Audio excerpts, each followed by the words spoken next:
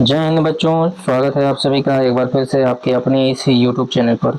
साथियों, आपके कक्षा 10वीं का ये इतिहास का लास्ट चैप्टर है, व्यापार और भूमंडलीकरण। यहाँ से भी आपके प्रश्न आते हैं, तो आइए हम लोग इस चैप्टर से जो भी महत्वपूर्ण प्रश्न बन सकते हैं उसे देख लेते हैं। साथियों, सबसे पहले हम लोग बात करें आज का पहला प्रश्न का। तो पहला प्रश्न है, वैश्वीकरण का क्या अर्थ होता है, और काफी महत्वपूर्ण प्रश्न है।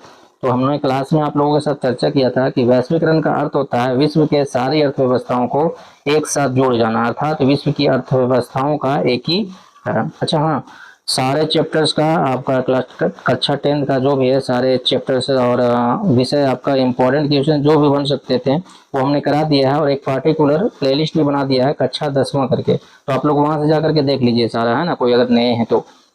अगला क्वेश्चन देखते हैं, वैश्वीकरण निम्न में से किसका प्रवाह संभव हुआ, यानी कि वैश्वीकरण से किसका प्रवाह संभव हुआ है। तो वस्तुओं का, सेवाओं का, प्रौद्योगिकियों का, तो सभी का। तो इसमें सभी हो जाएगा, है ना, सबका प्रवाह संभव हुआ है ना। ध्यान रखिएगा, इसी में से कोई एक प्रश्न वहां पे पूछा जाएगा, और सबसे ज्यादा संभावना ये वाली का है ना, पहला क्वेश्चन ज्यादा संभावना है। का अर्थ क्या होता है ना, एकीकरण। अगला प्रश्न है, वैश्वीकरण के कारण उपभोक्ताओं को क्या लाभ होता है। उपभोक्ता मतलब जो खरीदार होते हैं। कम विकल्प, उचित कीमतें, अधिक विकल्प और बेहतर सुविधाएं। तो यही हो जाएगा, अधिक विकल्प और बेहतर गुणवत्ता, है ना। अगला है, बहुराष्ट्रीय कंपनियां किस देश में निवेश करना पसंद करती हैं। ये भी अच्छा प्रश्न है। तो ध्यान रखिएगा, जहां पे सस्ता श्रम होगा और अच्छी आधारभूत संरचनाएं होंगी, वहीं पे बहुराष्ट्रीय कंपनियां अपना जो है फैक्ट्रियां निर्माण करना चाहती है, क्योंकि ये अधिकतम लाभ पे काम कर रही होती है। इनको जहां से ज्यादा लाभ होगा वहीं ये अपना काम को शुरू करेंगे।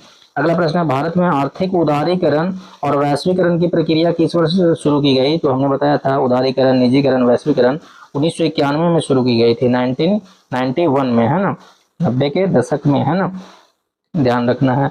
अगला है, वैश्वीकरण वैश्वीकरण का बिहार के कुटीर और लघु उद्योगों पर क्या प्रभाव पड़ा था। तो सर जाहिर सी बात है, यहाँ पे मतलब कमजोर हो गया था ना, नुकसान हुआ था बिहार के कुटीर उद्योगों को, क्योंकि यहाँ पे हुआ क्या कि जो लघु और कुटीर उद्योग था वो काफी ज्यादा टाइम लेता था। बहुराष्ट्रीय कंपनियां जब आई विदेशों से, तो कम समय में कम पैसों पे अच्छी चीजें देने लगी, और ये हाथ से बनाते थे, तो जाहिर सी बात है समय भी ज्यादा लगता था, और समय ज्यादा लगता था, मेहनत ज्यादा लगता था, मजदूरी ज्यादा लगता था, पैसा भी ज्यादा होता था। तो ओवरऑल ये नुकसान ही हुआ था, है ना। तो ये प्रश्न भी अच्छा है, इसको ध्यान रखिएगा।